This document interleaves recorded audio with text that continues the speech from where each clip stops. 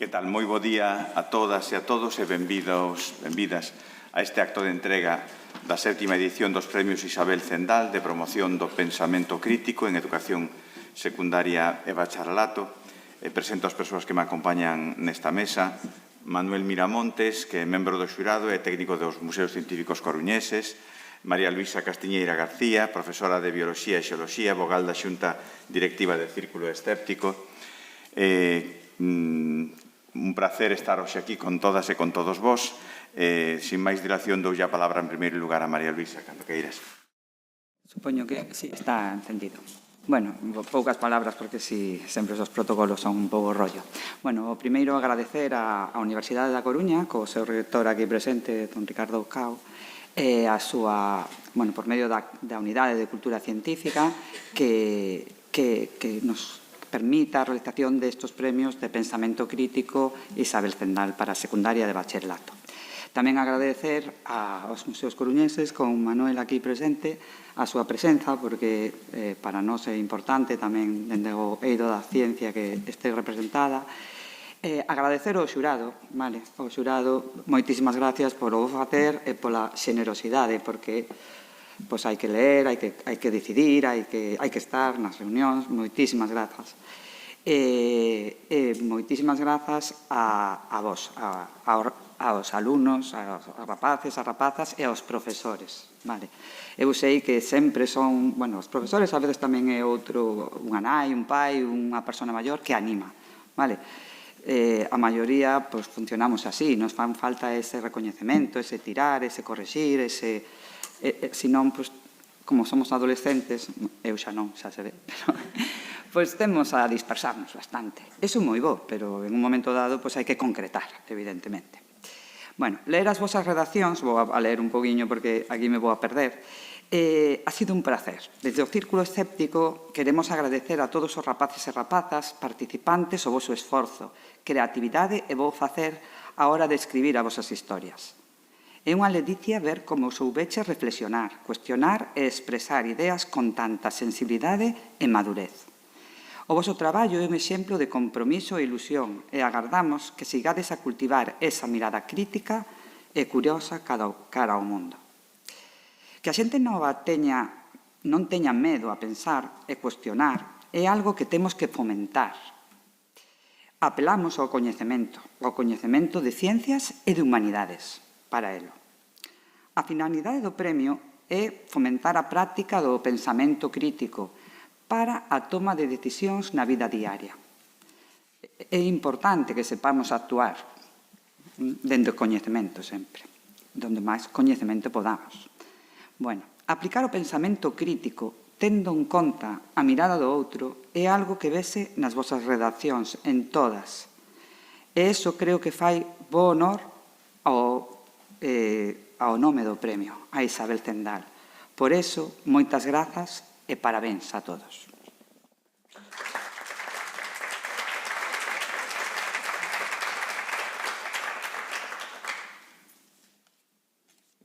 Ten agora a palabra Manuel Miramontes.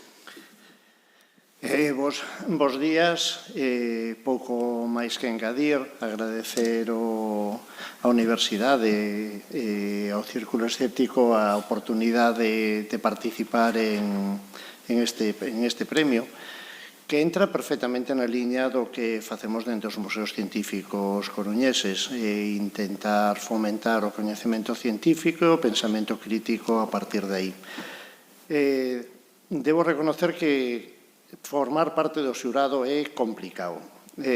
Só de todos os textos que escribides son realmente interesantes, son unha reflexión personal, a verdad que moi boa, e para nós tamén é un exercicio meternos un pouco na vosa cabeza para entendelo. Non o poñedes difícil, pero os agradecemos que o poñades difícil. Ánimo e seguide participando.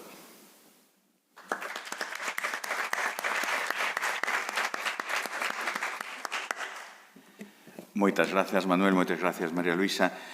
Agora doulle a palabra á coordinadora da Unidade de Divulgación Científica e Cultural da Universidade da Coruña, Yolanda Golías Pérez, que dende o atril vai facer a presentación que vai ser a conferenciante e vai guiar tamén o acto de chamamento posteriormente para os premios. Cando queras, Yolanda.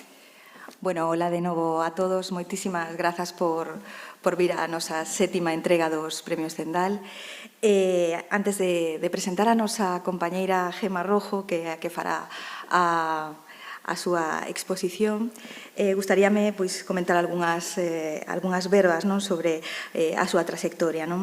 Ela impartirá unha charla que leva como título Realidades de formigón imaginarios de papel, mitos na construcción. Gemma, enxeñeira de camiños, canales e portos aquí, da Universidade da Coruña, e tamén cursou o máster de investigación en enxeñería civil. E recentemente defendeu a súa tese doutoral con un sobresaliente cum laude e, ademais, foi precisamente premiada polo Premio ANCI 2024, que é un premio que ten como obxectivo precisamente impulsar a excelencia e a investigación aplicada no sector da enxeñería. Concretamente, o seu traballo de doutoramento está relacionado o grupo do CITEC, o grupo do Centro de Innovación, de Tecnoloxía e de Edificación de Enxeñería Civil, aquí da Universidade. O seu título da súa tese, vou non dicir a ver se son capaz, ten que ver coa caracterización do formigón autocompactante con residuos industriais e fibras orientado á sustentabilidade e durabilidade dos materiais. A ver se nos dá un pouquiño máis de luz a este título agora Gemma. Bueno, Gemma, ademais, conta con múltiples publicacións en revistas científicas, participou en diversos cursos a nivel nacional e internacional. Durante moitos anos tamén desenvolveu actividade docente, tanto en arquitectura como en camiños. Ao anterior hai que engadir a súa trayectoria como representante estudiantil en diversos órganos de goberno, claustro, asencias como a SUGA, a CUA, moita implicación tamén a nivel estudiantil.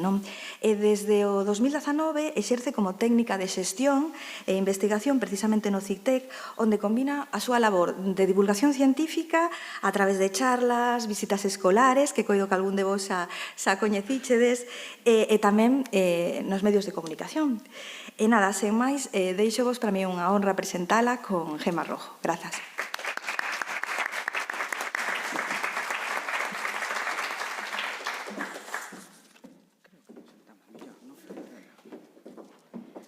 Sacoume os colores, Yolanda. Non sei se teño que estar aquí detrás no micro ou podo...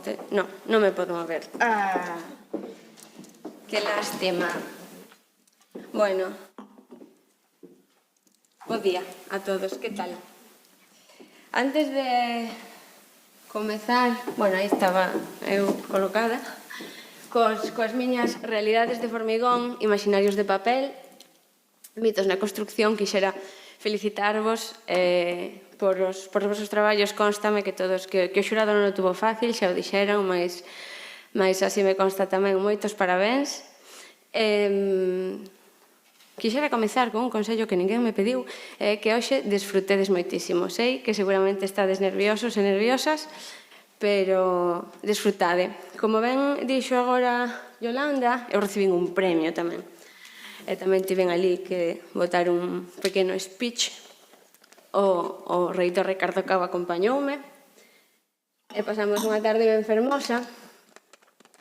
E recibín este premio pola miña tese de doutoramento, que, como ben dixo agora tamén Yolanda, leva por título, vou non ler, Investigación e novas técnicas intelixentes na caracterización de formigón autocompactante con residuos industriais e fibras para aumentar a súa sustentabilidade e vida útil. Enterastesvos de algo? Vale. Eu, ao principio, tampouco, pero cando rematei, sí. Estamos moi acostumados, a xente que nos dedicamos, cada un nos seus campos, a falar con estas palabras que nos entendemos, e os nosos compañeiros ao mellor tamén entenden, pero que non é doado a veces transmitir. Non é doado que a miña avoa sepa a que me dedico. Costoume facerlle entender a miña avoa, Manuela, cos seus 93 anos, traballadora toda a vida no campo, a que me dedicaba. Porque eu a veces enseñaballe fotos como a que tiñamos antes de eu no laboratorio, con botas de seguridade, unha funda. E dixo, pero filla, tú estás facendo do albañil? E dixenlle, bueno, pois sí, tamén, parte da miña tese de doutoramento pasou por unha campaña terriblemente larga, pero fermosa de laboratorio, no que o que facía era formigón. Porque eu dedícome ao formigón e só sei falar de formigón. Entón, a veces desa dificultade para transformar o formigón autocompactante en palabras que a sociedade da pé poda comprender, é cando xurden eses mitos que non sempre son mentira, pero a veces son, verdades relativas, ou que teñen un pouquiño de verdade e un pouquiño de imaginario, vale? Entón, de aí arranca o título do pedaciño que imos a compartir agora, que é Realidades de formigón, imaginarios de papel. Eu nacín nunha aldea super pequerrecha que se chama Currelos, no concello do Sobiñao, e que estou seguro que ningunha de vos ubica, mas non pasa nada, despois buscádalo. É esa aldea fermosa que vedes aí.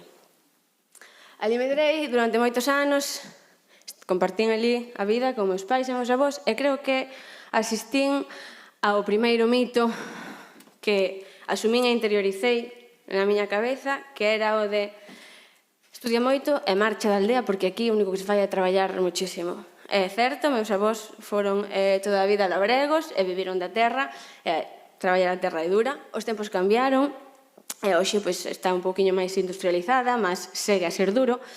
Entón, hoxe non sei se foi o mellor consello que me deron, pero naquel momento sí que me pareceu o mellor e asumino. Entón, no ano 2007, marchei dalo e viñen a Coruña.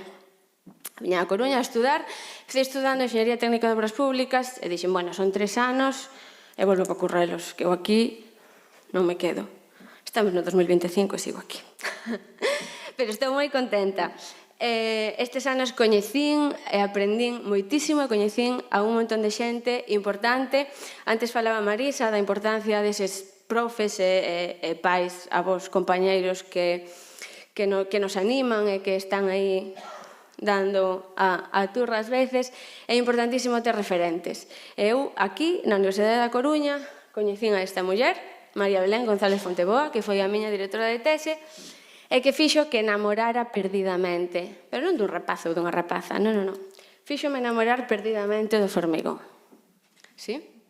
Entón, dediquei varios anos agora últimamente ao formigón, tivemos momentos máis felices e momentos un pouco menos, mas foi un esforzo cunha recompensa fermosísima. A miña tese de doutoramento é o premio, entre outras moitas cousas que foron pasando durante todos estes anos.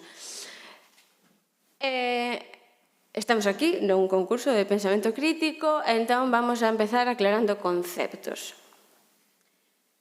Quen me di o que é o formigón?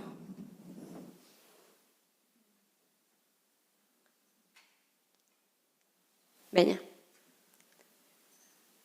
Non teñades medo, estamos en familia. Esa é a resposta que eu quería. Grazas. No. No e no. Vale, é moi habitual chamarlle cemento ao formigón. Non sei, se tedes a sorte de ter unha aldea, ali en Currelos algún veciño dice, ven agora a festa, vou chamar que me boten aquí un pouco de cemento para aparcar os coches o día da festa. Eu, como que botar un pouco de cemento? O cemento é o que ven no saco. Sí? No momento no que lle botamos unha pouca auga, despois area, gravilla, o que queiramos, eso xa é formigón. Vale? O cemento é o do saco, eso ben feito, non o facemos. Nós facemos formigón. Para que isto non se vos olvide máis, hai un símil que lle roubei ao meu compañeiro Diego Carro, é que desde que yo roubei emprego sempre, pero sempre digo que o símil de Diego Carro, que é o seguinte. O cemento, o formigón, o que o ovo a tortilla de pataca.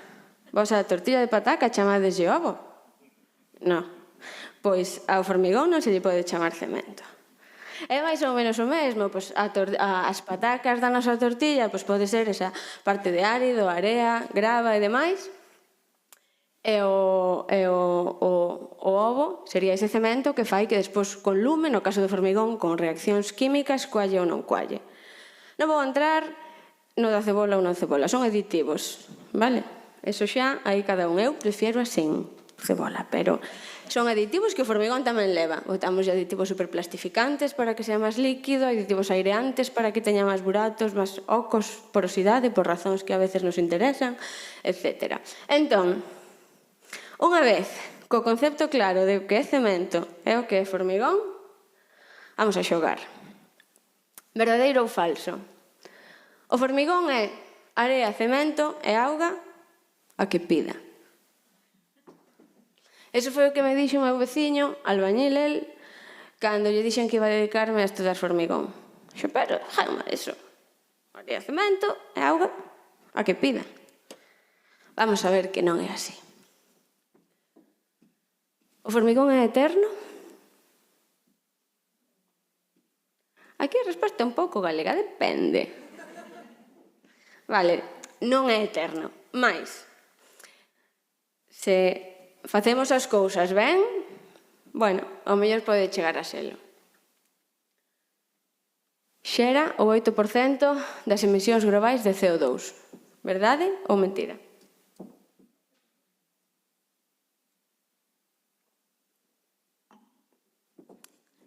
Esta é verdadeira. Hai un dato que a min pareceme moi curioso, é que o formigón é o segundo material máis consumido no mundo despois da auga. Primeiro consumimos auga e despois consumimos formigón. E a produción de cemento, ese ingrediente principal do noso formigón, é altamente contaminante. Producir unha tonelada de cemento emite á atmosfera prácticamente unha tonelada de CO2. Entón, a cantidade de formigón que consumimos é brutal, polo tanto, a cantidade de emisións de CO2 asociadas a fabricación de formigón é moi alta. Se ademais sumamos o transporte, o consumo de materiais e todo eso, pois ese número medra. O formigón non se pode reciclar. Facemos unha estructura, como non é eterna, hai un momento no que temos que derruíla e con iso que facemos? Temos que tiralo en algún sitio e xa está? Ou podemos facer algo con ela? Podemos facer algo con ela? Parece que sí, non? Podese facer cousiñas. Imos a desenvolver agora un poquinho máis todo isto. O hormigón sí que se pode reciclar. Non ao 100%, e ten que levar uns procesos e con unhas condicións, mas pódese reciclar. E hai formigóns que se curan sós. Credes que isto pode pasar? O sea, o formigón fisúrase, abre pequenas gretas, cando son moi grandes, a veces, pero cando son pequenas, temos a tecnoloxía para facer que se curen sós. Parecevos? Démola, vou a contar agora. Entón, despois de todo o que vos veño de contar, en xeral, toda a xente vinculada ao mundo da construcción, pero desde o CITEC e desde o Grupo de Construcción da Universidade da Coruña en particular, levamos moito tempo traballando na búsqueda de formigóns máis sostibles. Que quere dicir eso? Que teñan unha menor pegada de carbono. E para iso, a primeira cousa que se nos pode ocurrir é reducir a cantidade de cemento, mas o cemento é o ovo, aquilo que fai que o meu formigón endureza. Entón, temos que buscar a maneira de prescindir del de todo. É complexo, hai técnicas, mas son complexas e, sobre todo, caras, pero vamos a intentar reducir esa cantidade de cemento. Entón, dende o CITEC traballamos moito na búsqueda de residuos que podan pasar a formar parte do formigón, sustituindo en algunha medida o cemento, ou a veces os áridos e demais. Que é un residuo? Aquelo que se xera nunha industria de calquera tipo despois de producir o seu elemento principal de produción xéranse os residuos, e iso, as industrias teñen que xestionalo. Se ten unha utilidade posterior intentar vendelo, se non a ten, buscar algunha maneira de intentar desfacernos delas. Entón, nós sempre andamos á procura de ese tipo de residuos. Que residuos se vos ocurre que lle podamos botar ao formigón? Credes que se lle pode botar mexilón ao formigón? No CITEC fixemos formigón con cuncha de mexilón. Teño por aquí un cachiño. Gonzalo, fasme de señora azafato, ensínalle por aí. Aquí se vos fixades, hai que fixarse un pouquiño, que este é un cacho pequerrecho, pero pódense ver as cunchas de mexilón. Que máis? Algúnha outra cousa que se vos ocurra? Residuos de construcción e demolición. Esas estructuras que vimos de derruir, que, porque por algunha razón non servían para nada, podemos empregar algunhas desas partes, trituralas de novo e facer que sustitúan parte do árido, por exemplo. Que máis teño por aquí? Esa foto que vedes aí é cinza de biomasa. Non é a mesma, pero unha cousa semellante á cinza da cociña, das brasas do churrasco cando rematamos, non? Pois ese tipo de cinza xéranse nas caldeiras que empregan a biomasa como combustible na industria madeireira, e despois do proceso, con eso, en principio, a industria non sabe que facer con el. Unha opción, esa foi un dos residuos que eu empreguei na miña tese, podemos empregar como sustituto de cemento. Que máis? Isto vedes o que distinguides que son esas boliñas blancas? Son boliñas de por spam. Teño por aquí unha probeta. Gonzalo, por favor. Gonzalo, coñecémonos de fai moitos anos, entón a confianza.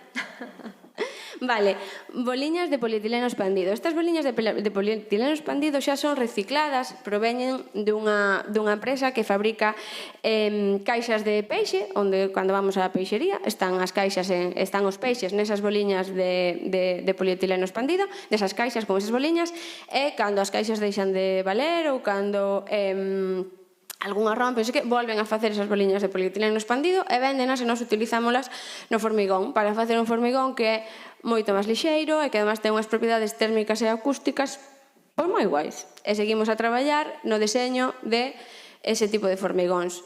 Non todos os formigóns que deseñamos valen para todo. Por exemplo, ese formigón non ten a mesma resistencia que pode ter un formigón que é 100% de cemento, pero ten outros usos. Non sempre precisamos que o formigón aguante muchísimo, vale?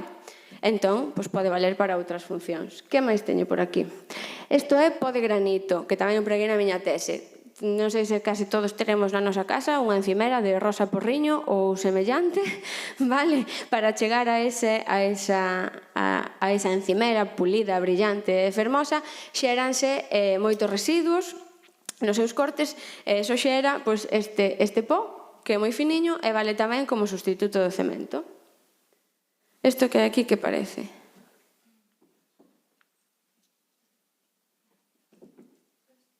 No?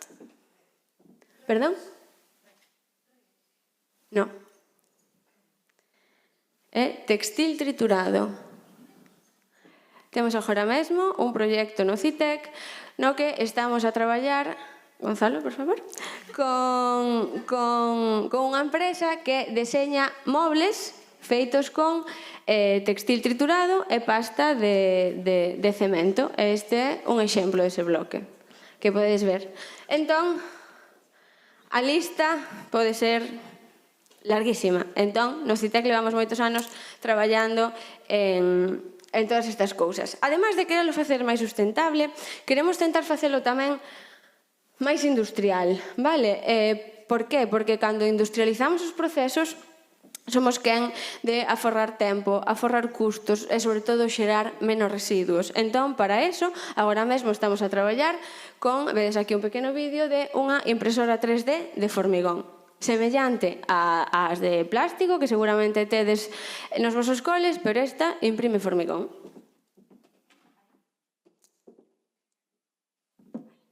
Esa é unha pequena mostra. Temos unha impresora pequerrechiña, vale? Con isto ainda non podemos imprimir unha casa grande, pero sí que podemos imprimir, a mellor, a casa da mascota, por exemplo.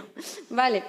E, ademais, tamén queremos facelo máis durable. Vale? Queremos que dure máis eso, máis esa estructura que vayamos a construir. Entón, a parte de seleccionar ben os materiais cos que traballamos, empregamos fibras, vale? Estas fibras axudan a que esas gretas que eu vos decía antes non aparezcan tanto, pero no caso de que aparezan, para que se curen sós, empregamos bacterias. Vale? Cando amasamos o noso formigón, colocamos, aquí vedes nesta placa, as bacterias, un cultivo de bacterias, isto é vistas no microscopio, as que tinguimos un pouquiño para ver cales pasan por un proceso, hai que darlles un pouquiño de calor, entonces algunhas rematan por non sobrevivir, e aquí en verde creo que temos as que están ok, e as laranxas son as que, bueno, pues non superaron este proceso. Pero este cultivo introducímolo no proceso de amasado da nosa mistura e fabricamos a nosa estructura. Pasa o tempo e ábrese unha greta. As nosas bacterias están aí. Cando se abre unha greta, entra oxígeno. Ao entrar oxígeno, esta bacteria desperta. E se hai unha pouca auga ao arredor, con ese oxígeno, ela come, vamos a dicir así, parte do carbonato cálcico que temos dentro do formigón, que é un dos seus componentes, e produce, excreta, un material que rechea esa fisura. Entón, o noso formigón repárase só. E no Citec tamén estamos a traballar con estes formigóns. Agora, vamos a seguir co formigón, pero vamos a mudar un pouco o mito, vamos a irnos ao pasado. Cantas veces tedes escoitado, porque a min teñenme chegado varias mensaxes ás veces de os romanos sí que sabían facer estructuras, que mira cantas estructuras temos romanas, e a vos, os enxeñeiros e enxeñeiras de agora, cánsevos as pontes. Tedelo escoitado algunha vez? Vale. Pois eu agora fagos unha pregunta. Pensade, por un momento, en todos eses edificios da época romana, estructuras, edificios, pontes e demais, que temos en pé.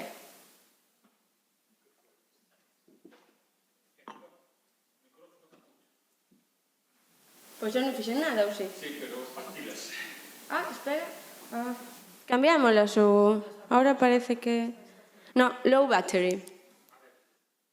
Vais a apagar de novo, supoño. Bueno, pensastes xa en todo isto, estaba todo preparado para que tuverades máis tempo para pensar. Pensastes en todos os edificios que están en pé? Vale. Todas. E agora pensade nos que non están en pé. Sabemos cantas eran? Non temos nin idea. Vale. Moitas delas non eran, pero sabemos, coñecemos todas as estructuras. Isto volveu a apagarse. Coñecemos todas as estructuras que chegaron ata nós. Encendo un destes, se queres, para que... Pero non hai cable bastante. Pero podo falar desde aquí, se callar, sí. Veña. Coñecemos as que chegaron ata o día de nós, pero todas as que se perderon polo camiño non chegaron, non sabemos. Entón, é o que tamén se denomina sesgo de supervivencia. Sabemos o que chegou e decimos, que ben facían, porque chegaron, sí, pero ya es que non chegaron. Facían formigón eterno romanos? Cando facían ben, sí, porque chegou ata nós, pero non sabemos canto fixeron mal. Nós tamén facemos algún mal, pero non o sabemos. Entón, aconteceu que o formigón romano chegara ata nós por sorte? Pois en parte sí. Antes, cando vos falaba dos residuos que empregamos no Citec para facer estes formigóns máis sustentables, unha cousa que sempre procuramos é que eses residuos sexan producidos nunha zona próxima a nós. Vale? Porque se temos que traer o residuo de 7.000 kilómetros de aquí, pois todo o bon que podemos facer empregando un residuo perdémolo tendo que facer un transporte de 7.000 kilómetros, só lo vai, o comido polo servido, pois casi compensa seguir facendo con cemento nada máis, non? Entón, sempre procuramos buscar materiais que teñamos cerca. E iso, en parte, foi o que lle pasou aos romanos. Vale, hai moitos artículos que din por aí que o formigón romano ten unha receita secreta que non se coñece. Non, coñecemos, como investigamos moito sobre os restos, pero coñecemos cal era a receta do formigón romano. E a clave estaba nunha cinza volcánica dunha zona que se chamaba Puzzoli. De feito, hoxe, eses materiais chámanse materiais puzolánicos, por esa razón. Son materiais puzolánicos aqueles que endurecen en presenza de auga, vale? Entón, chámanse así porque arrancaron, digamos, os romanos con eso. Por qué? Porque o tiñan cerca, vale? Entón, construíron con el moitas estructuras. Chegaron ata nós algúns portos construídos no medio do mar que chamaba a atención pola zona tan exposta na que estaban. Entón, a por de investigar, a xente que traballa nesto deuse conta, eu non investigo formigón romano, gustaríame, mas non é unha das liñas que temos agora, pero descubriron que este formigón pasáballe un pouco parecido a cando lle botamos as bacterias, vale? Este formigón, ao mellor, abría unha fisura e tiña esta rocha puzolánica, cal viva, area mariña, etc. Por as reaccións químicas que se producían ao impactar a auga do mar, formábase un novo material que se chamaba tobermorita, para que vos soe o nombre, que sellaba de novo esas gretas, vale? Entón, eso sabían os romanos cando se puxeron a facer ese tipo de formigóns? Non o sabemos, mas creo que non. Entonces, pois, tiveron algo de sorte? Tiveron algo de sorte. Entón, pois, claro, hai que... É mellor o formigón romano ca o noso? Eu diría que non. Pero sí que é certo que desde coa caída do Imperio Romano pasaron moitos anos nos que como que a receita se perdeu e deixou de empregarse formigón. Pero claro, porque a veces o mellor non tiñan acceso xustamente a ese material puzolánico e tamén é preciso pois unha infraestructura como tiña pois o Imperio Romano, por algo eran se denominaban así durante moito tempo, esa estructura para transportar os materiales, para poder producir estes materiales, perdeuse tamén con eles. Pero non porque a receta fora secreta, senón porque, bueno, pois os tempos foron pasando. Entón, é ben xulgar as cousas polos restos. Temos aquí, por exemplo, por unha banda, a ponte de Alcántara, que se supón, ou que, bueno, presumimos de que é unha das grandes pontes que chegou ata nós daquela época. Ou este que é o viaducto da A6, que, bueno, pois, tuvo problemas, é certo, e no ano 2019-20, xa non lembro cando foi, caeu. Entón, debemos facer, está ben decir que como aquí chegaron estas pontes, esta ponte chegou ata nós, mas estou segura de que non se parece en nada, ou en nada non, pero en que non é exactamente a que construíron os romanos. Esta ponte durante épocas bélicas en España creo que a derrubaron un par de veces, houve que reconstruíla. Nesta ponte de Alcántara foi na primeira na que se empregou en España formigón armado para a reconstrucción. Do de agora, non do romano. Vale, entón, esta ponte é mellor ca esta que polo seu sistema constructivo e moitas veces problemas, pois, ainda hai xente a investigar nesto, pero posiblemente un sistema constructivo que ao mellor non era o máis axeitado para a zona é peor agora. Bueno, pois eu creo que non. Son épocas distintas, é verdade que aquí non sei canta distancia pode haber entre os apoios, pero 3 ou 4 veces menos que a distancia que pode haber na ponte do viaducto da A6. Se podemos poñer pilares e apoios cada pouco tempo, bueno, pois é fácil construir e facer que o formigón traballe a compresión, que é onde o formigón se siente cómodo. Vou mudar outra vez. Escoitadesme, sí. Que é onde o formigón se siente super cómodo. A cúpula do Panteón leva aí miles e miles de anos e sigue sendo unha estructura fantástica de formigón, pero porque está traballando completamente a compresión e porque levamos moito tempo mantendo e facéndolle todos os cuidados precisos para que se manteña en pé.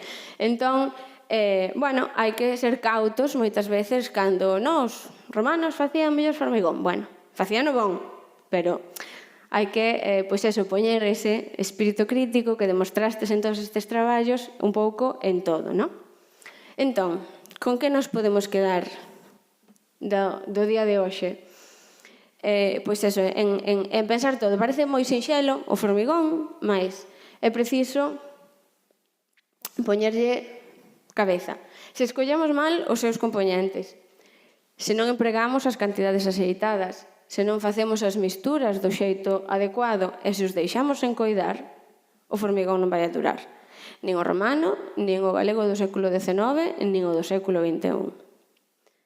Agora, se pensamos, se investigamos, se lle damos un par de voltas, se coidamos o formigón como se merece, pode aguantar séculos. E isto é aplicable ao formigón e tamén á vida. Entón, seguides pensando que o formigón é area, cemento e auga a que pida? Grazas.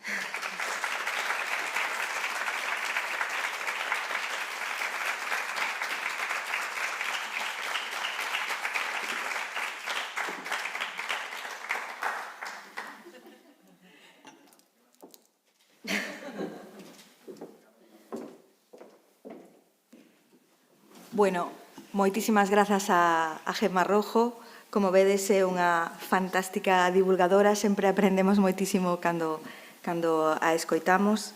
Creo que, sen máis, comezamos coa entrega de premios.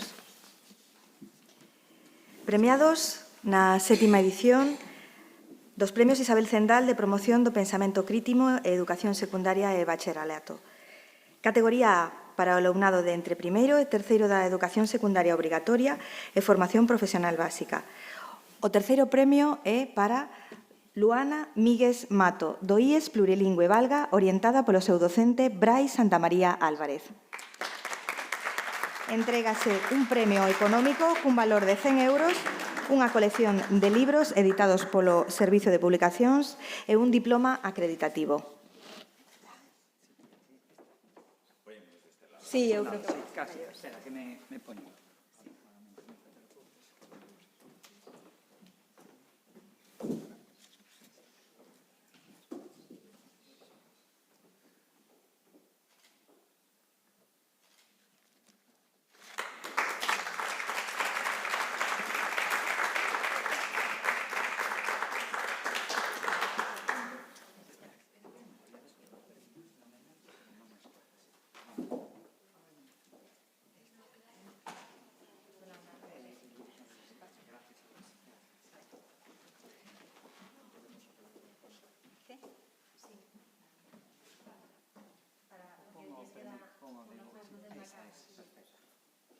Sí. ¿Tedes os premios aí? Sí.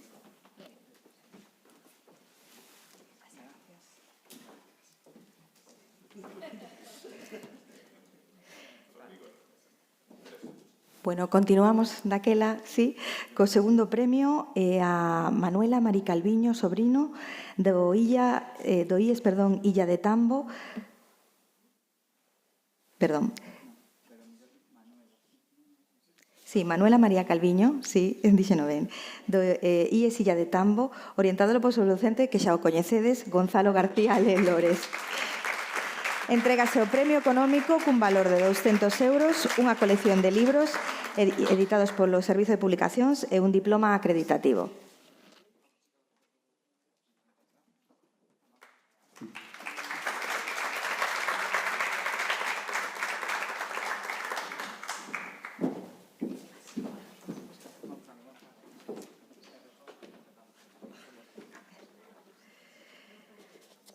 Bueno, e agora sí vamos co primeiro premio, é para Vera Touriño Bello, do IES Plurilingüe de Valga, orientado pola súa docente Vanessa Fernández Pampín. Entrégase un premio económico cun valor de 300 euros, unha colección de libros editados polo Servicio de Publicacións da UDC e un diploma acreditativo.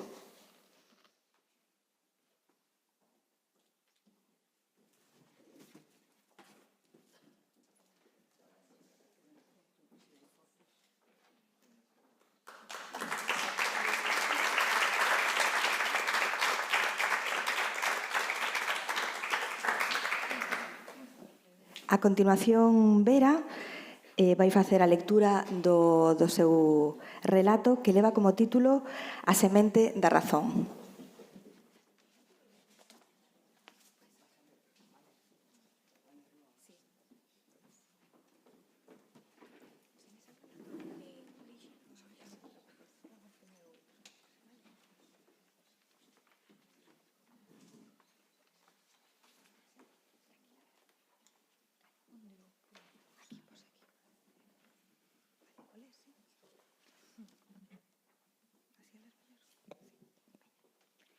En A semente da razón.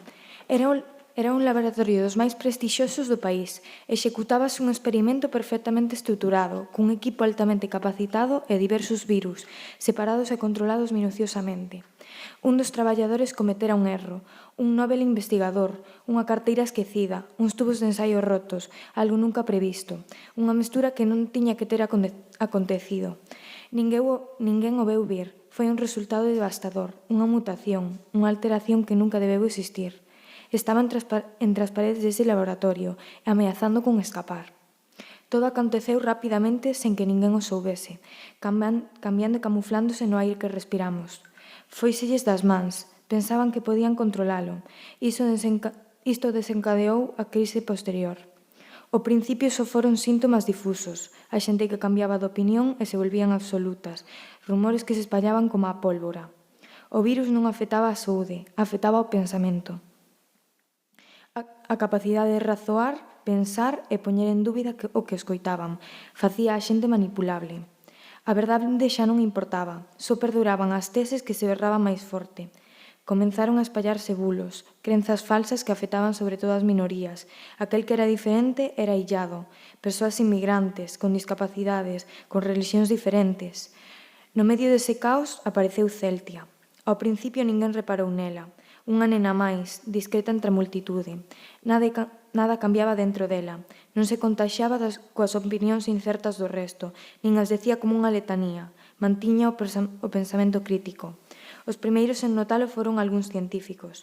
Fixéronlle 1001 probas, pero en ningunha se vía que Celtia estivese infectada co virus e acabaron comprobando o que parecía imposible, que era totalmente inmune.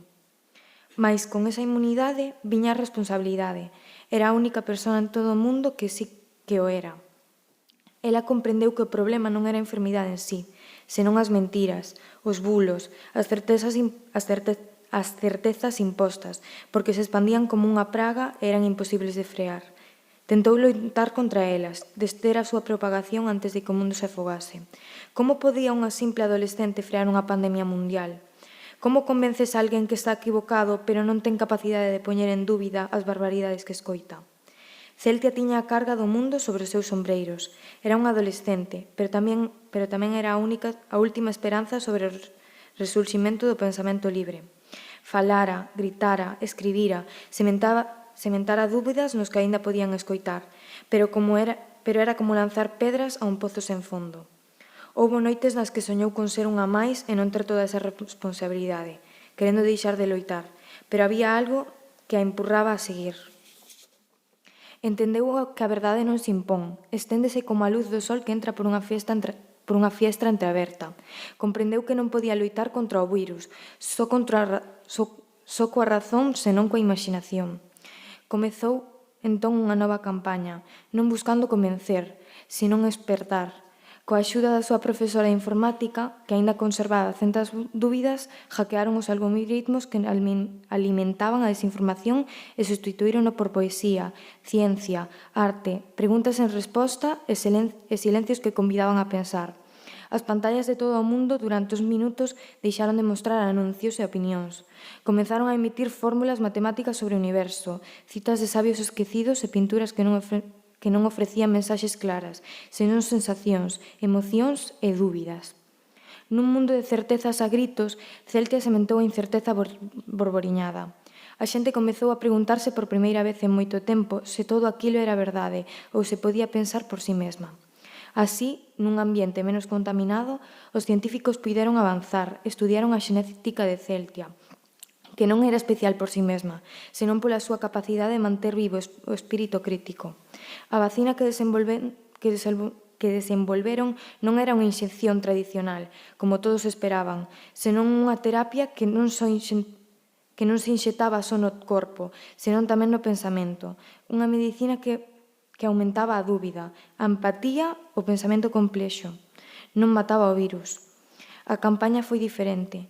Non obrigaron á toma das mediciñas. Chamárona a semente da razón. Dábana a quen a pedise, un sobreciño cunha dose e unha pregunta dentro. Críalo ti ou fixéroncho crer? E foron moitos os que a tomaron, máis do que se cría. Todos eles volveron a pensar por si mesmos. Celtia non venceu o virus, simplemente lle lembrou ao mundo cando pensar por un mesmo non era un acto de valentía, senón de rutina.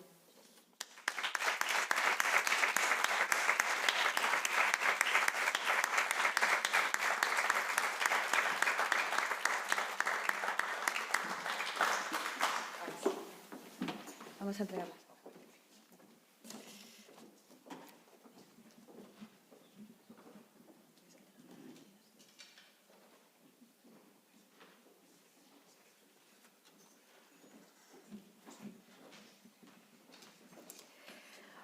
Bueno, pues muchas gracias, Vera, por la lectura de tu relato. Y ahora vamos a proceder con la entrega da segunda categoría, da categoría B para o alumnado de cuarto de Educación Secundaria Obligatoria e segundo de Bacharelato e dos ciclos formativos de grado medio. O terceiro premio é para Sofía Carou, do IES Rafael Dieste da Coruña, orientada pola súa docente Mercedes Garrote Martín.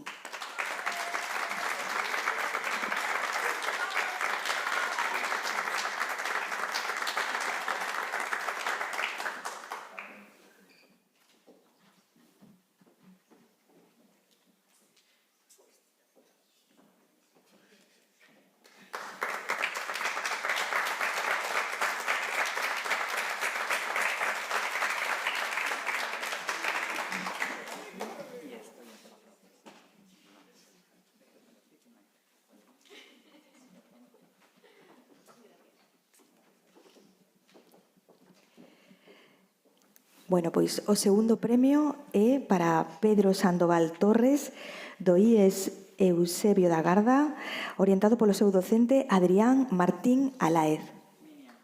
Minia, perdón, é verdad, Minia, perdón. Minia Pérez Prego. Recolle o premio Minia, tanto do alumno como do profe.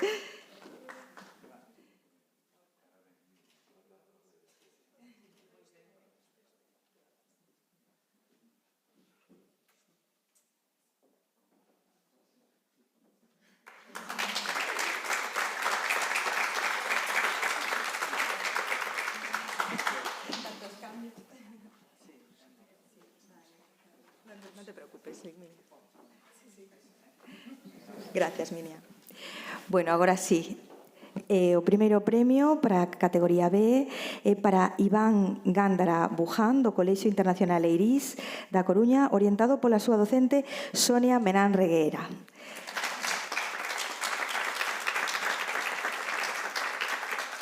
Neste caso, Iván non pode estar e vai a ser tamén a súa docente Sonia a que recolle os dous premios e fará a lectura do seu relato.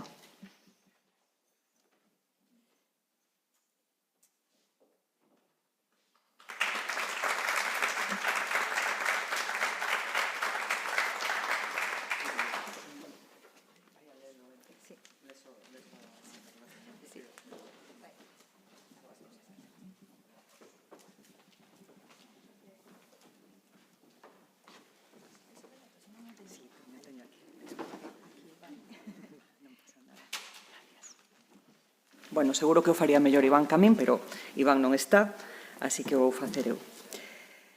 La corriente pop de la voluntad. El querer no siempre es el poder. Que sea lo que Dios quiera era una de las frases hechas que componían el imaginario popular hasta hace no muchos años. La voluntad de Dios como hacedora ante la que nada podíamos oponer. Vidas, fortunas y muertes en las manos de un poder superior, destino o deidad que disponía de nosotros.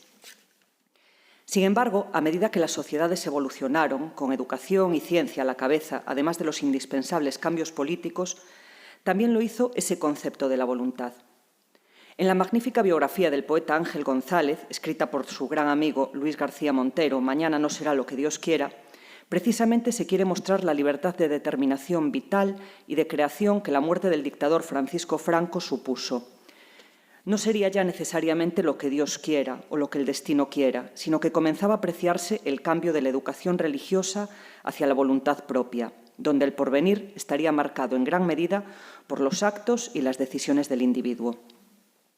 La importancia de la voluntad está ahí, no es algo nuevo ni se puede minusvalorar, pero a pesar de que ésta sea la capacidad de tomar decisiones y de llevar a cabo acciones de manera consciente y deliberada, ciertos estudios neurocientíficos plantean que no todo radica en ella. En el ser humano hay otras cuestiones que desligan la voluntad como factor decisivo y único de nuestro poder y futuro. Factores sociales y biológicos que condicionan nuestro ejercicio de la voluntad y nos hacen plantearnos cuáles son los límites de nuestra libertad. Lo anterior es ignorado por algunas corrientes actuales que están desacreditando e ignorando todas estas cuestiones y se está viendo cómo el concepto del valor de la voluntad está siendo redefinido erróneamente y generalizado por la pop psicología, una rama pseudocientífica que ignora los contextos de las personas y ofrece una visión generalizada de la ciencia de la psicología, lo que está suponiendo un grave peligro para la integridad del propio individuo. Este tipo de corrientes suelen desarrollarse por los libros de autoayuda y superación tan en auge en el siglo XXI, donde con un léxico simplista y genérico leemos frases ideales y simples que paradójicamente resultan inalcanzables, como querer es poder, todo está en nuestra mente. Para estos gurús del bienestar, la voluntad es una relación causal y exclusiva con respecto al querer individual, desacreditando así el contexto social y biológico de la persona. Incluso científicos reputados y estudiados como Marian Rojas Estapé incluyen indirectamente esta perspectiva en su obra. Cojan uno de sus libros, grandes éxitos de ventas como Encuentra a tu persona vitamina o Cómo hacer que te pasen cosas buenas, y observe cómo emplea los términos científicos de forma extremadamente generalista. Cortisol y personas tóxicas como factores negativos o dopamina y personas vitamina como inputs positivos. A raíz de su visita al programa El Hormiguero, el 11 de febrero de este mismo año, decenas de psicólogos e investigadores como Nacho Roura se han llevado las manos a la cabeza. Señalan alarmados que, si bien este uso no es científicamente incorrecto per se, impulsa un reduccionismo biológico indiscriminado y constante, que solamente contempla factores neuroquímicos como impulso de la voluntad, ignorando la naturaleza social del ser humano.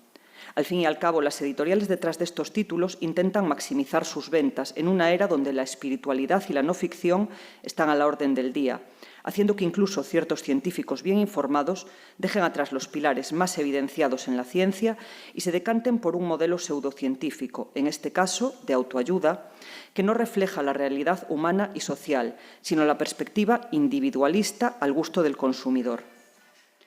Este mensaje pseudocientífico es a su vez amplificado, cómo no, por el altavoz de las redes sociales, llenas de arribistas que se apuntan a la moda de turno, en este caso la de la motivación como santo grial, dirigiéndose a un público joven. Es el consumismo elevado a la enésima potencia, un consumismo salvaje y brutal que vende la integridad científica por perspectivas reduccionistas con tal de obtener un generoso lucro. Es incluso paradójico que este reduccionismo biológico se esté olvidando de una de las ramas más importantes de la ciencia de la psicología, las comunidades. Todos nosotros formamos parte de una misma comunidad donde compartimos y convivimos, un marco social que repercute en cada uno de nosotros. Así, los factores sociales son una de las perspectivas más importantes que hay que considerar cuando se estudia la voluntad y que frecuentemente es silenciada en este tipo de narrativas de autoayuda. Por ejemplo, la discriminación social repercute en la voluntad del individuo. Colectivos como el de las mujeres, la comunidad LGTBI+, y los grupos étnicos sufren lo que el médico y antropólogo Farmer denominaba violencia estructural, donde estos son más propensos a enfermedades, dificultad para acceder a derechos sociales y civiles, un ambiente hostil drenado de motivación y del querer individual. Arrojarles la retórica hiperpositivista de querer es poder es impedir reconocer los límites sociales que, por desgracia, tienen. Es impedir que se luche en conjunto por mejorar sus condiciones. Es impedir, en definitiva, un avance real. Esto solamente es de utilidad para aumentar la percepción de fracaso personal e incapacidad, lo que genera potencialmente cuadros psicológicos de estrés y ansiedad. Es decir, no es falta de voluntad, sino un desgaste psicológico crónico. Decirles que reduzcan su cortisol como si ellos mismos tuviesen autorreguladores manuales en su cerebro o indicar que alejen a personas tóxicas de sus vidas parece incluso satírico. Al final, estas medidas sugeridas por la pop psicología no van a cambiar el entorno social en el que viven, entorno que condiciona al valor de su voluntad. Es decir, les están negando la influencia real que su entorno tiene sobre ellos. En su caso, querer no siempre es poder. En este tipo de narrativa, como la de Rojas Estapé, se trata de reducir las causas de nuestra felicidad, miedo, enfado, voluntad y decisión a áreas muy específicas del cerebro. De nuevo, reduccionismo biológico. Y aunque estas correlaciones no sean incorrectas, hay que impulsar un modelo de ciencia holístico que represente el estudio de todo nuestro cerebro, de todos nuestros sistemas e incluso de toda nuestra comunidad global. Porque el ejercicio de la voluntad no recae en una glándula concreta de nuestro cerebro, sino en muchos otros factores que nos moldean y limitan como individuos, nuestro contexto socioeconómico, nuestro patrón relacional, nuestra crianza. Por ejemplo, se está apreciando que muchos individuos presentan cuadros de depresión y ansiedad asociados con estrés, producto de la vida tan acelerada del siglo XXI, donde el alquiler y los precios suben exponencialmente mientras el salario mínimo interprofesional se muestra estancado. Todas estas condiciones poco favorables han hecho que la salud mental sea un problema grave a día de hoy, ya que muchos de estos pacientes con estos trastornos también muestran una mayor producción de citoquinas proinflamatorias, lo que conduce a casos de abulia. De nuevo, este factor biológico limita las posibles decisiones y rumbos de acción del individuo. No todo depende de la dopamina y del cortisol, no todo depende de nuestra regulación hormonal. Como bien indicaba el ya mencionado neuroinvestigador Nacho Roura, en respuesta a las medidas de Rojas Estapé para reducir nuestros niveles de cortisol y estrés, ¿dónde medito si no tengo un piso? En vista del panorama de la narrativa no ficcional del siglo XXI, donde la gran industria está tratando de vender la propia ciencia y los estudios de psiquiatras y psicólogos a cambio de un beneficio económico, empleando una visión reduccionista e individualista, se debe instar a que la población muestre una conducta escéptica. La ciencia no es estudiar enredados procesos e interminables nomenclaturas y aplicarlos de manera indiscriminada a todos los individuos. No es una cuestión binomial de blanco o negro. La ciencia es una gama de grises, son matices, contextos y experiencias que permiten tener la plasticidad que caracteriza esta disciplina, que permite que entendamos que lo absoluto no existe. En el presente caso, la voluntad no viene dada directa y exclusivamente del poder individual, sino que depende del contexto de cada uno. Los humanos somos seres complejos, no solamente reacciones bioquímicas y productos hormonales. Nos emocionamos, nos relacionamos, nos sentimos. Vamos más allá de la propia ciencia absoluta, como el conjunto de nosotros mismos, pero también de nuestras circunstancias. Y es que cualquier modelo que trate de indicar lo contrario, que trate de falsar nuestra propia naturaleza humana, debe ser considerado como una práctica puramente pseudocientífica. Últimamente, he leído y oído de psicólogos que supuestamente hablan en nombre de la ciencia. La depresión se enfrenta obligándote a hacer cosas, de personas ajenos al mundo de la ciencia que usando sus redes como altavoz lanzan a los jóvenes mensajes del tipo «trabaja duro y conseguirás todo lo que te propongas».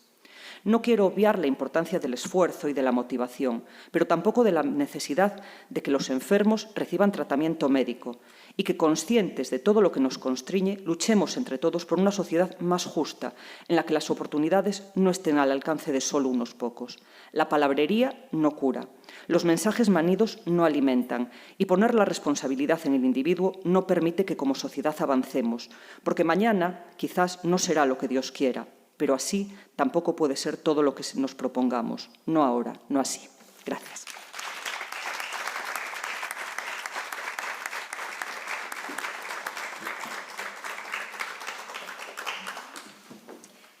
Bueno, moitísimas grazas a a Sonia por esa leitura do relato que non dixen antes o nome, La corriente pop de la voluntad, el querer no es siempre poder. Moitísimas grazas. Comentar tamén que destacar que estes traballos gañadores son publicados na recompilación editada no Servizo de Publicacións da UDC que se van a poder consultar no RUC xunto con todos os traballos de edicións anteriores. Xa para finalizar, pois dende a Unidade de Divulgación Científica e Cultural queremos agradecer de verdade a vosa presenza, aos preciados, parabéns e as súas familias, os docentes e todas as persoas aquí presentes. Non? Tamén agradecer a colaboración, como sempre, aos museos científicos coruñeses, aquí a Manolo Miramontes, a Marisa Castiñeira, representante do Círculo Escéptico e profesora, non? Que sempre di de secundaria e bacharelato. Querer mencionar igualmente a todos os membros do xurado que fixeron a súa labor aquí na 7ª edición dos Premios Isabel Zendal, ademais de Marisa, Manolo Miramontes, Cila Lourenzo, Andrés José Piñón, Manuel Francisco Herrador, e tamén agradecer a presenza a nosa decana Ana Sánchez Bello e especialmente a nosa vicerreitora de divulgación Cristina Naya. Reitero de verdade os meus parabéns a todas as persoas galardoadas, o meu profundo agradecemento novamente pola vosa presenza aquí e emprazovos para o ano que ven a 8ª edición dos Premios Isabel Zendal. Grazas.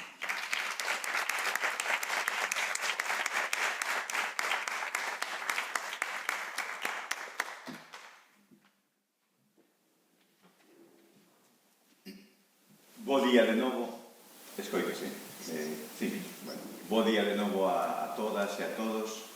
É unha honra estar aquí presidindo este acto de entrega de premios nesta 7ª edición dos Premios Isabel Zendal de promoción do pensamento crítico en educación secundaria e bacharelato. Quero comenzar saudándoos a todos, por suposto, tamén as persoas que me acompañan na mesa, Manuel Miramontes, en representación dos museos científicos coruñeses, últimamente non utilizamos tanto a abreviatura que me encanta, me gusta, o MC cuadrado, tamén, evidentemente. Non vai este, sí, mellor este, vale, gracias. Agora sí xa, bueno. Escoitaxesme aínda así, non? Bueno, grazas. Como decía Manuel, que me acompaña nesta mesa, Marisa Castiñeira, tamén aquí presente, as autoridades que estades aquí tamén, a vicerreitora de Divulgación, Cultura e Deporte, a decana da Facultade de Ciencias da Educación, a responsable da Unidade de Divulgación Científica e Cultural, Yolanda, todas e todos vos, os premiados, os familiares e tamén os docentes, que tedes tamén unha labor moi importante que estades a facer, como mostra clara o que hoxe estamos vendo aquí. Estes premios levan o nome dunha muller galega, pioneira na historia da saúde pública, Isabel Zendal, ou de Zendal, algúns din. Representan moito máis que un recoñecemento académico. Son unha celebración do espírito crítico, da curiosidade e da valentía intelectual, valores que como sociedade debemos protexer e cultivar. Isabel Zendal, agora é o nome que utilizamos para ela. Por que digo isto? Non sei se sabedes, na cidade da Coruña hai unha rúa adicada a Isabel Zendal. Ata hai poucos anos tiña un nome un pouco distinto. Igual algún de vos fodes cons... Están, por certo, moi perto da reitoría. Está moi cerquiña da reitoría, na cidade Bella. Isabel de Gandalia era o nome que tiña entón. Por que? Porque ata hai relativamente pouco tempo non se soubo un pouquiño máis da historia desta persoa. Desta que pasa por ser pois algo así como a primeira enfermeira da historia da humanidade en misión filantrópica, neste caso, de salvar moitas vidas, moitos millóns de vidas no mundo, porque isto ten que ver pois sobre todo, co feito da utilización de forma extensiva da vacina contra a virola, que se produciu grazas á ciencia, fundamentalmente. Volvemos ao de sempre. Daquela, pois tamén casualidades, como das que falaba antes Gemma, de sería casual, non sei, algunha casualidade ocorreu, como seguramente que alguén se deu conta que as persoas que estaban traballando e ordeñando muxindo as vacas que tiñan unha virola tamén, unha virola vacuna, dai o nome de todo, vacuna ven de vaca. Esa enfermedade que padecían as vacas era moito máis feble que nos seres humanos. Esas persoas que estaban cuidando as vacas, muxíndoas, e demais, padecían logo a virola dos seres humanos, pero de xeito moito máis feble tamén, moito máis liviano. E logo tamén a ciencia, e a ciencia médica neste caso, onde o Dr. Jenner tivo tamén a idea de poder inocular precisamente desas pústulas que tiñan esas persoas que iban padecendo esa variola moito máis atenuada, duns a outros. E así foi a expedición da virola, que provocou, ou grazas a ela se conseguiu, que moita xente, especialmente no continente americano, deixara de morrer por esta enfermidade. Sobre todo debido ao feito de que o que se podía facer en Europa, unha vez que xa se sabía, esa técnica rudimentaria de vacinar, entre aspas, cando un ten que viaxar nun barco durante unha chea de días, que era o medio de transporte para ir a América, plantéxase as cousas de como imos facendo esa transmisión controlada das pústulas do que se obtén para que realmente chegue a vacina nesa situación controlada, evidentemente non mortífera, senón atenuada por este xeito de proceder, e así foi o que fixeron. Fixeron o doutor Balmis e tamén coa indispensable axuda de Isabel Zendal. Na corbeta María Pita, que saí precisamente da nosa cidade, hai un par de séculos aproximadamente. É unha historia moi fermosa de como a ciencia se pon ao servizo de salvar vidas, da saúde pública. Nun momento no que lamentablemente vemos como en países como Estados Unidos algunhas universidades están a ser obxecto de presións políticas e ideolóxicas por fomentar o pensamento crítico, que é o que estamos hoxe aquí a celebrar, a liberdade académica, é máis necesario que nunca reivindicar o papel da ciencia e da educación como ferramenta de emancipación. A ciencia non é neutral, pero si é honesta, e o pensamento crítico non é perigoso, senón imprescindible para unha cidadanía libre e informada. Desde a Universidade da Coruña reafirmámonos no noso compromiso coa divulgación científica. A unidade de divulgación é un síntoma moi claro diso. Coa formación dunha mocidade capaz de cuestionar, investigar e transformar o mundo que nos rodea. Os traballos premiados hoxe son unha mostra brillante desta capacidade.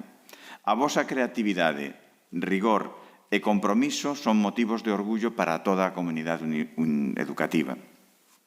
Nelson Mandela dicía unha frase moi fermosa, creo eu que a educación é a ferramenta máis poderosa para cambiar o mundo.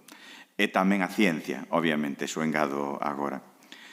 Quero agradecer especialmente a Unidade de Divulgación Científica e Cultural da UDC, na persoa da súa directora, hoxe aquí presente, Yolanda Golías, ao Círculo Escéptico, ao xurado do premio, aos museos científicos coruñeses, Manuel tamén parte do xurado, ao profesorado implicado e, por suposto, aos estudantes participantes e aos premiados e premiadas que estades hoxe aquí.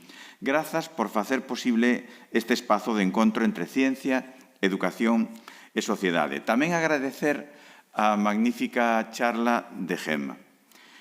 Como ela dicía, tiven o prazer de acompañala na entrega dese premio, que estaba presidida precisamente polo ministro do ramo. É un acto moi entrañable. É un prazer, como sempre, escoitala. Aquel día tamén traíanos lembranzas dunha obra literaria, porque a ciencia, as artes e a literatura non están reñidas, todo o contrario, Memorias dun neno labrego.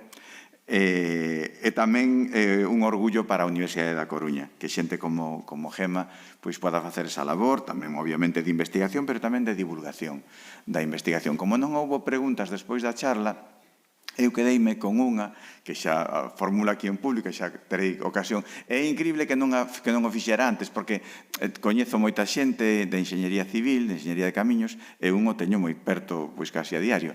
E nunca yo preguntei, pero sí moitas veces me o preguntei a min mesmo. E seguramente que Gemma logo podeme explicar. Formigón, hormigón en castelán, formiga, que ten que ver a palabra? Ben de formiga, algo saberá seguramente e nos poderá dicir. E fixen un pouco o que ela falaba do formigón román, entonces, dos romanos, e fixen un pouco como chamaban os romanos ao formigón. Se un mete no traductor, aparece cementum, que entón estamos caendo no erro que decía antes Gemma. Pero entón, como non me fiei moito, dixen, vou poñer algo que poña en evidencia o traductor. Formigón non é cemento, traduce isto. Entón xa actuou e di concretum non est cementum. Entón realmente os romanos entendo que utilizaban por outra banda a palabra que se utiliza agora na lingua inglesa, concrete, pois eles concretum entendo que era o nome real que utilizaban para o formigón, o cual xa de algún xeito diferenciaban unha cousa da outra. É curioso porque, digamos, esa palabra que ten tamén outro significado totalmente diferente, pois é o que se usa na lingua inglesa e no latín, claro, para referirse ao formigón. Pero sí, a dúbida de que ten que ver isto coas formigas, pois sempre o tiña na miña cabeza, aínda que nunca o formulei. E falando de formigas, no que Sonia nos comentaba de El hormiguero, na preciosa intervención tamén, pois tamén nos levaba a este asunto de a pseudociencia, que estaba moi presente no que ela nos leu, e tamén romper unha lanza en favor de espazos, tamén neses mesmos medios de comunicación, na televisión, que son espazos de divulgación científica moi reseñables. Orbitalai, que é o que me ven á cabeza, e moitos outros, pero sí que creo que iso é moi importante, o que se comentaba tamén nesa intervención. Remato dándovos os parabéns a todas as persoas premiadas. Desexo que este recoñecemento sexa un impulso para seguir investigando, preguntándose, que é sempre o máis importante desta vida. Cando perdemos a curiosidade e facernos as preguntas, pois creo que perdemos algo consustancial ao ser humano. Compartir tamén o coñecemento, non quedarse o coñecemento para unha soa, senón compartilo cos demais. Porque, como diría Carl Sagan, a ciencia é máis que un corpo de coñecemento, é unha maneira de pensar. Moitas grazas a todas e a todos.